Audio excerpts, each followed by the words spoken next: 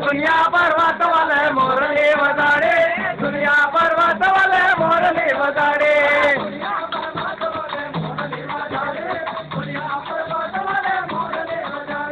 दुनिया पर्वत वाले मोरली बजाड़े, दुनिया पर्वत वाले मोरली बजाड़े।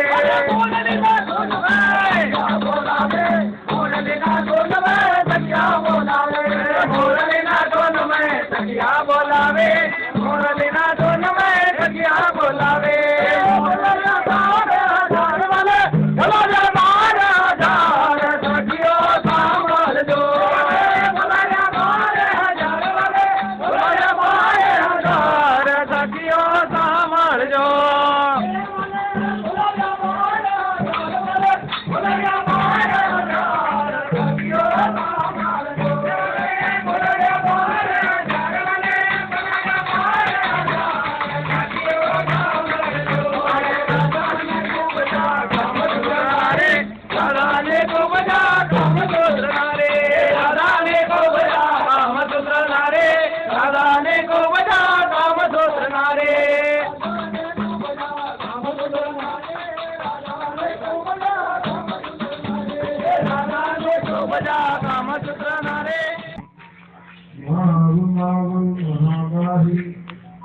देवेश्वर भविष्यवाणी वक्ता च ज्ञानकारी नमो संतते सुख परतो भूमि को वही कलयुग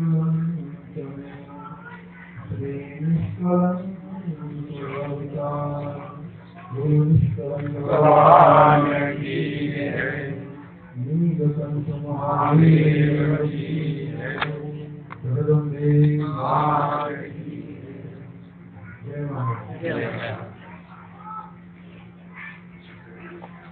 भगवान महादेव के चरणों में प्रेम से प्रणाम करता हूँ। आज मांडवा नगर के अंदर आप सबके दर्शन करके, आप सबके भक्ति भाव के दर्शन करके मैं अपने आप को बहुत धन्य अनुभव करता हूँ।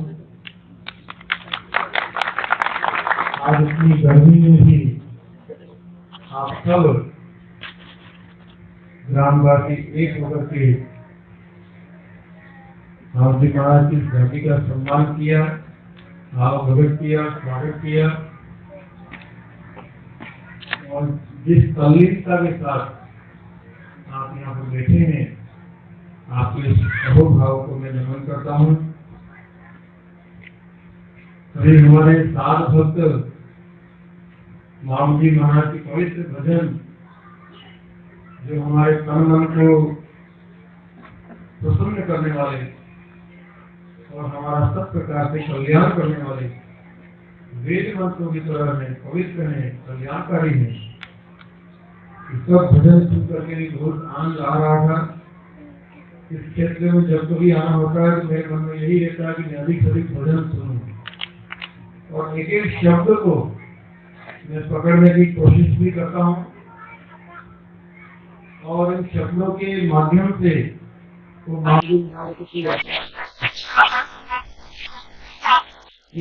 वर्षों पहले का जो काल रहा होगा जब भगवान माऊ मनोहर के रूप में कबलापुरी में जन्म लिया और बेलेश्वर धाम पर लीला करी और उसके बाद में डूंगरपुर के घेर सागर के पानी पर चल करके चमत्कार दिखाया।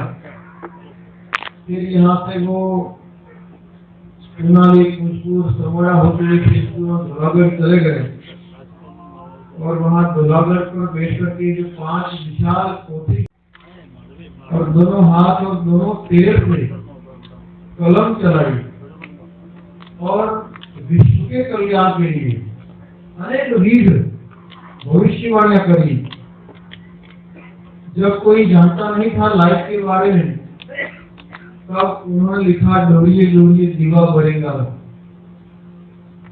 इस देश में घी और दूध नहीं बिकता था। ऐसे समय में उन्होंने कहा कि भाई परिए परिए पानी दिखाएगा।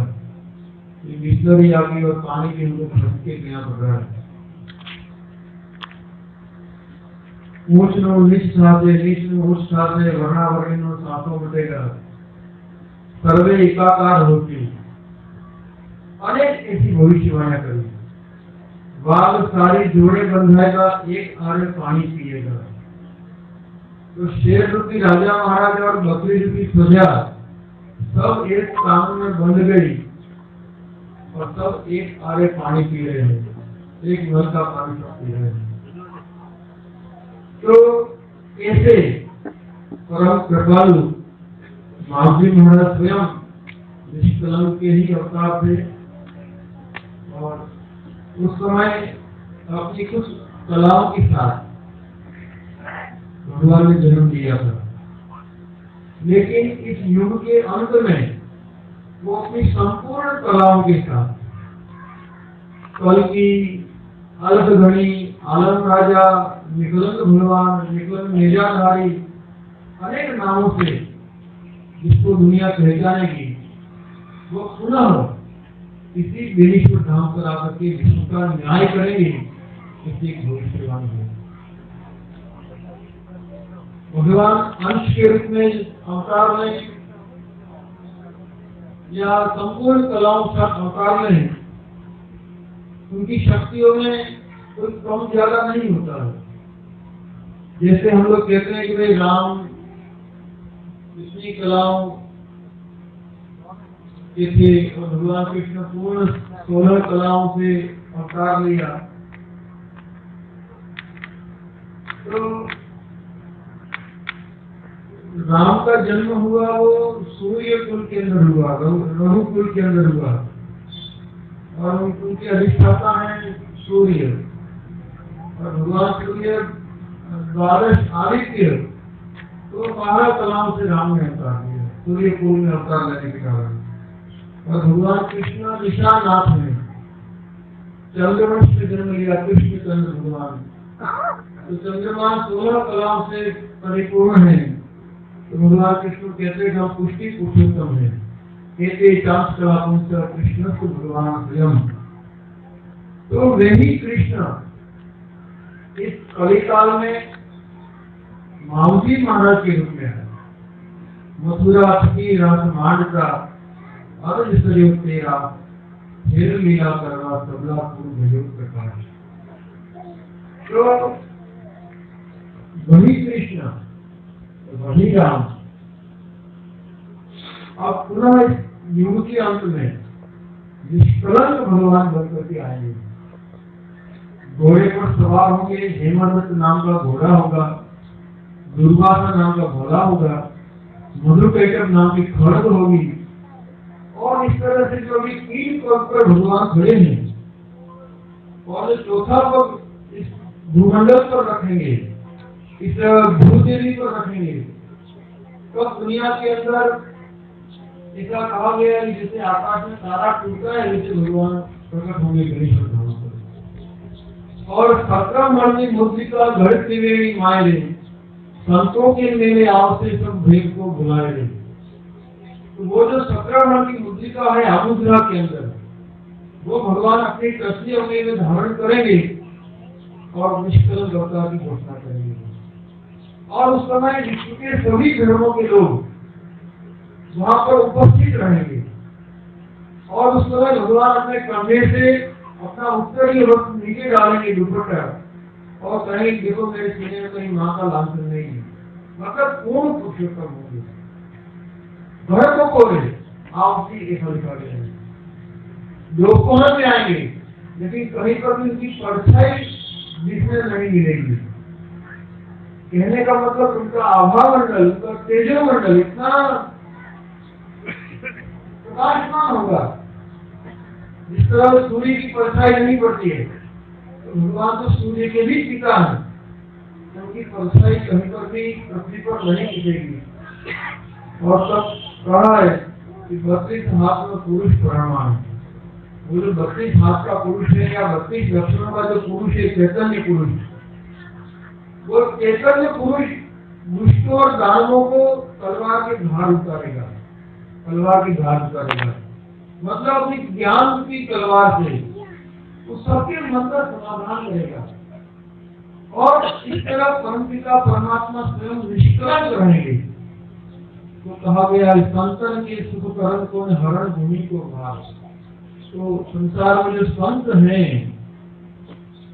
जो पहरावे से या दिखावे से आगे, जो अपने त्याग को छिपाए हुए होंगे, अपनी तपस्या को छिपाए हुए होंगे और संसार को पहचान नहीं पाएगा, जो तिलक छापे से दूर होंगे, लेकिन अपनी पवित्रता से, अपनी महानता से, अपने तप से जो सबका कल्याण करेंगे, जैसे भगवान निष्कलंक कहे जाएंगे। कारण कि यह कलिकाल है और कलिकाल के अंदर तो अनेक लोग ऐसे आएंगे जो कहेंगे मैं अवतारी पुरुष हूँ, मैं महापुरुष हूँ, मैं भगवान हूँ, मैं भगवान हूँ। तो इस तरह सबको कलंक लगेगा, लेकिन भगवान सबका कलंक दूर करने के लिए निष्कलंक स्वरूप से आएंगे। हमारे भक्त लोग रास कुमारी में गाते हैं, आते भरी लेते भरी नटे भरी तल भर भूमि बाकी ने राखी, राजा ने प्रजा सबे मने बहुत भारी झुकलावी, मारे मारे करे मन बहु बाकी कलंक की नहीं करी। ये पृथ्वी जो है वो वसुंधरा जो है, ये भूदेवी, वो क्या है? हमारी माता है। वंदे मातरम, ये क्या है? हमारी माता है, हमारे लिए अन्न जल उत्पन्न करती है। ये अन्न ही तो उसकी है, अन्नम औषधम उच्यते। तो हमारी रक्षा करने वाला अन्न और धन सब चीज हमारे उत्पन्न करने वाली, हमारे को धारण करने वाली। हम इसके ऊपर मलमुक्त करते हैं, इसके ऊपर ठोकर मारते हैं, फिर भी ये समय आने पर हमारे लिए, हमारा पोषण करने के लिए अन्न धन उत्पन्न करती है। तो ये कार्य तो सिर्फ माँ ही कर सकती है। एक छोटा नन्हा शिशु बालक अपनी माँ के छाती में कितनी रात पार प्रहार करे, फिर भी माँ उसको पानी पान कराती है। तो ये पृथ्वी जो है वो हमारी क्या है? माँ है, माँ, और ये हमारी माता है। लेकिन इस कठिन कली काल के अंदर ये पुत्र क्या कह रहे हैं? ये धरती का स्वामी मैं हूँ, ये घर का स्वामी मैं हूँ, ये खेत का स्वामी मैं हूँ। तो इस माँ को कह रहे कि मैं इसका पति हूँ, मैं इसका स्वामी हूँ। तो माँ के रूप को कलंक लगा है। ये पृथ्वी माता भगवान से अर्ज कर रही है कि प्रभु मेरे बच्चे मुझे कलंकित कर रहे हैं, आप निष्कलंक बन करके आइए और मुझ धरित्री का कल्याण करिए। तो वो निष्कलंक कंकण के कलंक को हरण भूमि को भारी, भूमि के भार को भरने के लिए वही है कलयुग अंत में श्री निष्कलंक अवतार। वो निष्कलंक अवतार भगवान बेनेश्वर को बेर को सोन माही रोगाज आबू धर्म से आज को मैं क्या जो मारी।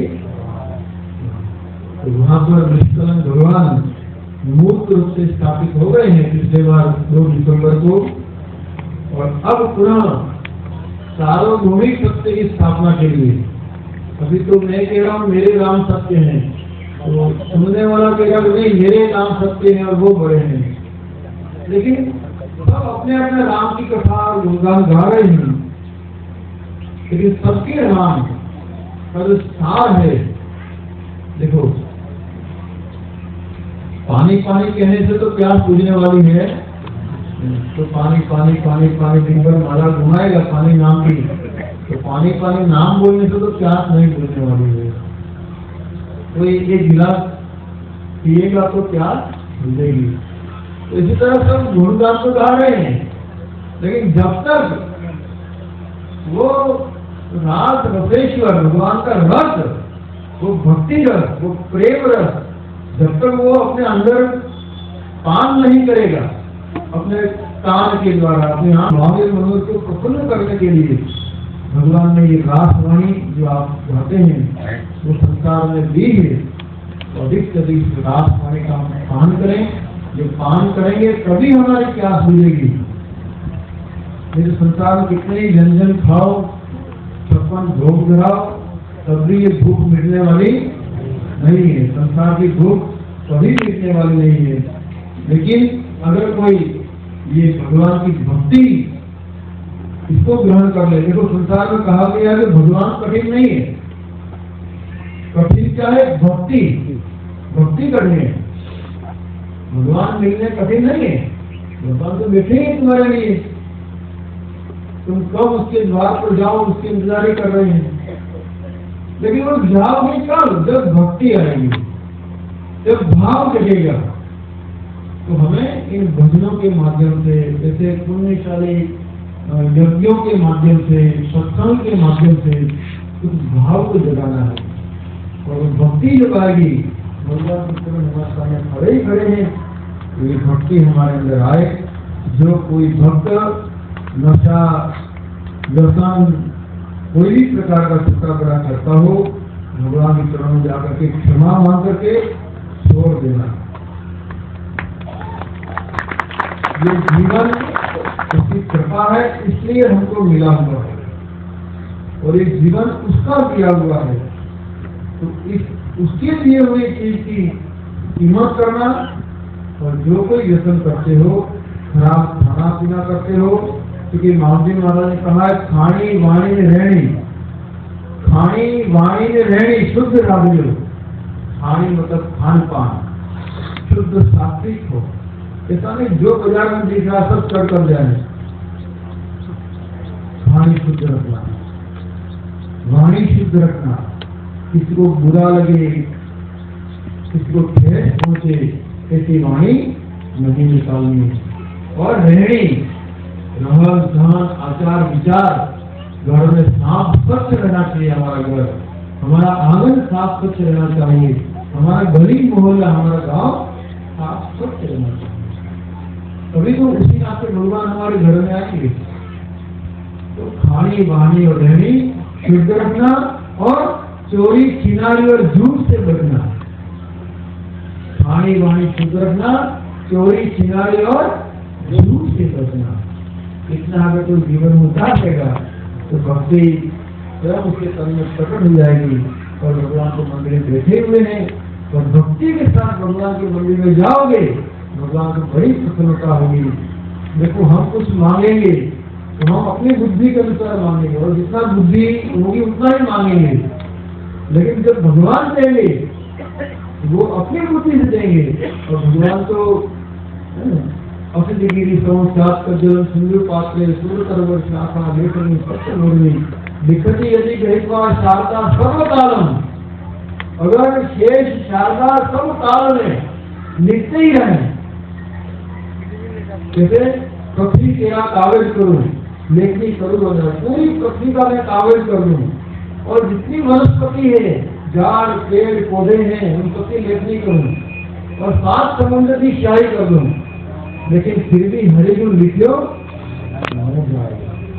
लेकिन वो हरिगुण पर प्रसन्न हो जाते हैं, तो फिर हमने नहीं सोचा है वो भी हमें वो देने में वो सक्षम है। ऐसे भगवान करुणालय कृपाधाम भगवान भोलेनाथ की यहाँ पर स्थापना हुई है। और चूंकि बेनेश्वर मेले के समय होगा, के माघ महीने के अंदर माघ पूर्णिमा पर, माघ पूर्णिमा भगवान बहुत प्रिय महीना है और उसके बाद में ही भगवान की शिवरात्रि भी आती है। तो बहुत सुंदर परिदृश्य है यहाँ का। मैं बहुत सारे मंदिरों में जाता हूँ, यहाँ के बाद साफ स्वच्छता सफाई दिख रही है और हर चीज सिस्टम अपनी अपनी जगह पर ही हुई, अस्त व्यस्त नहीं है। और इतना अनुशासन डिसिप्लिन बहुत कम गाँवों के अंदर देखने को मिलता है। तो इस कारण से मैं इस पूरी नगर वासियों को बहुत नमन करता हूँ, प्रणाम करता हूँ। मांडवा जहाँ के सभी जनों का और सभी आयोजकों का बहुत सुंदर परिसर है ये। और इस परिसर से कभी शनिवार हनुमान चालीसा का पाठ करो, कभी पूर्णिमा है तो सुंदरकांड का पाठ करो, और कभी भगवान शिव जी का पुष्पगंज सागर महाराज का महीने का पाठ हो, कुछ महीने में एक दो बार चलते ही रहे। ऐसा आप लोग जरूर कल युवा मंडल प्रयत्न करिएगा। भगवान की कृपा से क्या हमें सुख नहीं मिल सकता है। आज हमारे जीवन में सब कुछ है, लेकिन अनेक लोगों ने हमें ग्रस्त कर लिया है। घर घर लोग बीमार हैं, घर घर दवाइयाँ, घर घर सब लोग दवाइयाँ खानी पड़ रही है। भगवान चंद्र मौली शिव की कृपा होगी, सब भवरोग दूर होंगे। ऐसी आशा के साथ मैं अपनी गाने के लिए ध्यान करता हूँ। पुनः आप सब के हृदय बेटे भगवान को प्रणाम करता हूँ। जय महाराज। बोले गुरु महाराज की जय।